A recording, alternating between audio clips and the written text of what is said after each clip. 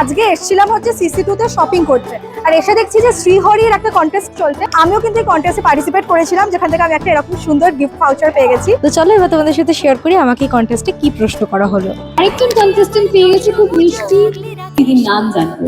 আমার নাম সুকন্যা। আচ্ছা, আমরা কি প্রথমেই ছবি তুলে নিই একটু? এরপরে এই সিংহাসনে বসে একজন ফটোগ্রাফার আমার ফটো তুলেন, যেটা আমাকে হোয়াটসঅ্যাপে পাঠিয়েও দেওয়া হয়েছে। পুজো মানে তোমার কাছে কি?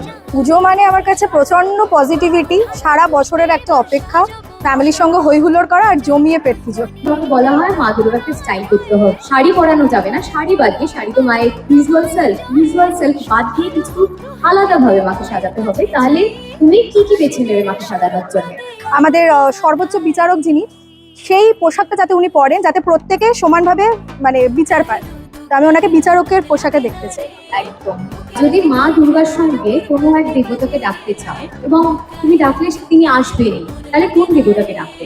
জগন্নাথ দেব, শ্যাম সুন্দরী মা, দুজনকে আমি কোনোভাবেই আলাদা করতে পারবো না। বাট হ্যাঁ, জগন্নাথ দেবকে আমি প্রচন্ড ভালোবাসি, আর আমি বিশ্বাস করি যে আমি ডাকলেও উনি আসবেন। জয় জগন্নাথ। জয় জগন্নাথ। ওকে সুকন্যা, এই গিফট ভাউচারটি তোমার জন্য শ্রীহরির পুজো শ্রীময়ী 2025-এর পক্ষ থেকে একটি গিফট ভাউচার। এই ভাউচারটাতে আমি শ্রীহরি থেকে 2000 টাকার কেনাকাটা করলে 500 টাকার ডিসকাউন্ট পেয়ে যাব। প্রত্যেক 1 ঘন্টায় থাকছে 4 জন লাকি উইনার, মানে প্রতি 15 মিনিটে একজন লাকি উইনার। আমি থাকাকালীন যেহেতু ইনি লাকি উইনার হয়েছিলেন, তাই ওনাকে দেওয়া হলো শ্রীহরি তরফ থেকে একটা উপহার।